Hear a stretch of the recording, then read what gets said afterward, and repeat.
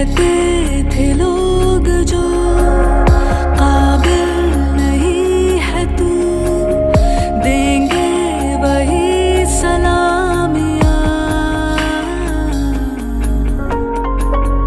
दिल थाम के जहां देखेगा एक दिन तेरी भी कामयाबियां।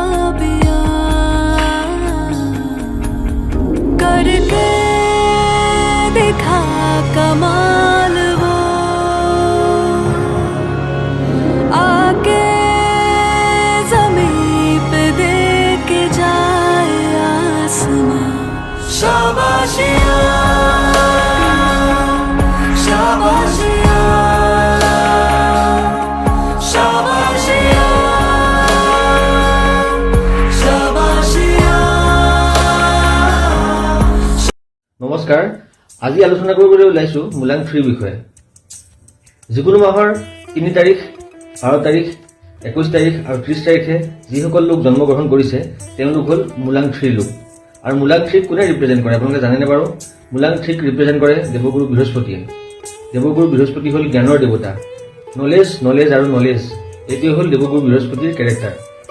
আপুনিও যদি মুলাং 3 লোক হয় তেনেহ'লে হয়তো আপুনিও বহুত জ্ঞানী, বুদ্ধিমান, কমিউনিকেশ্যন স্কিল, ইমাজিনেশ্যন পাৱাৰ আপোনাৰ হয়তো বহুত ভাল। আপুনি হয়তো এজন হাৰ্ড ৱৰ্কিং লোক, কষ্ট কৰিবলৈ আপুনি সদায় সাজু হৈ থাকে, সদায় কিবা নহয় কিবা এটা জ্ঞান ল'বলৈ আপুনি সদায় আগ্ৰহী।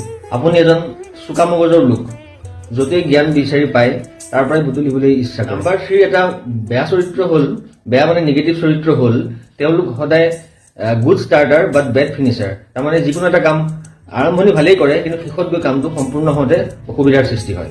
বৃত্তি হিচাপে চাবলৈ গ'লে নাম্বাৰ 3 লোকসকল সাধাৰণতে শিক্ষক হ'ব পাৰে, অৰ্থাৎ টিচাৰ, এজন ভাল ৰাইটাৰ, এজন পেইণ্টাৰ, ভাল ডেন্সাৰ, আৰ্ট এণ্ড ক্ৰাফ্ট আদিৰ লগত জড়িত লোক।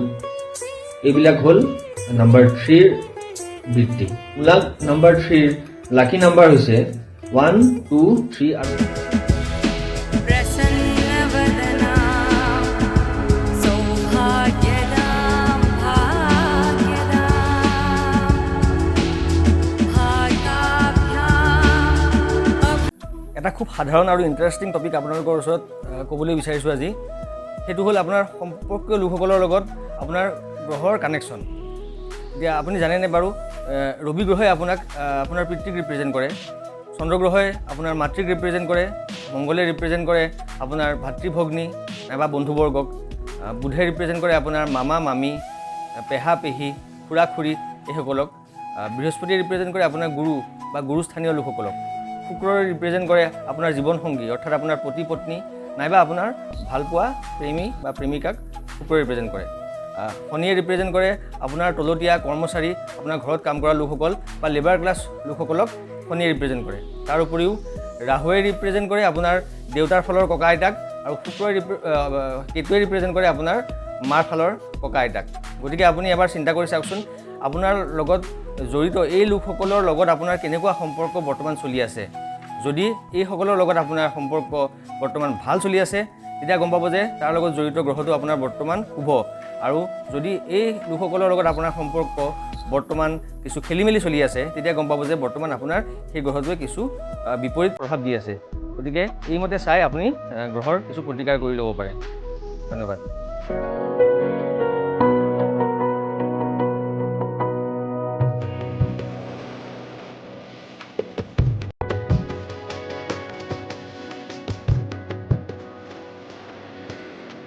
নমস্কাৰ।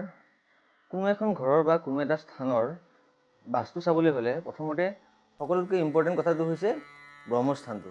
আমি প্ৰথম ব্ৰহ্মস্থানটো নিৰ্ণয় কৰাটো খুব জৰুৰী কথা। আৰু ব্ৰহ্মস্থান হ'ল বাস্তু পুৰুষজনৰ নাভি অঞ্চল।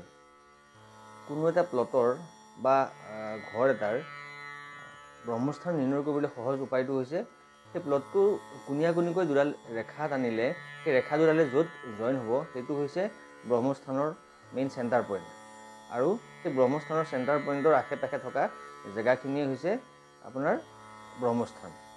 কথাটো বুজাবলৈ মই ইয়াতে এটা প্লট অংকন কৰিছোঁ আৰু এই প্লটটোৰ কোণীয়া-কোণীকৈ দুডাল ৰেখা টানিছোঁ আৰু ৰেখা দুডালে য'ত জইন হৈছে এই পইণ্টটো হৈছে ব্ৰহ্মস্থান আৰু ব্ৰহ্মস্থানৰ পইণ্ট, আৰু এই পইণ্টটোৰ আশে পাশে থকা এইখিনি জেগা হৈছে ব্ৰহ্মস্থান। এই ব্ৰহ্মস্থানটো যদি বাস্তুসন্মত নহয় এইখিনি জেগা, তেতিয়াহ'লে ঘৰৰ পৰিয়ালৰ লোকসকলৰ কিবা নহয় কিবা সমস্যাই দেখা দি থাকে। হয়তো সেইটো স্বাস্থ্য সমস্যা হ'ব পাৰে বা নহ'লে কাৰোবাৰ কেৰিয়াৰৰ সমস্যা হ'ব পাৰে, তেনেধৰণৰ বিভিন্ন ধৰণৰ সমস্যাই দেখা দিব পাৰে। এতিয়া চাওক ব্ৰহ্মস্থানত কি কি থাকিব নালাগে।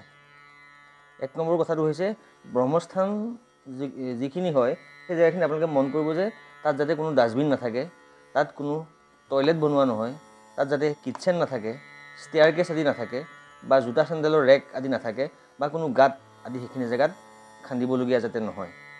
ব্ৰহ্মস্থানটো সাধাৰণতে খোলা হ'ব লাগে, এটা অ'পেন এৰিয়া হোৱাটো সকলোতকৈ ভাল।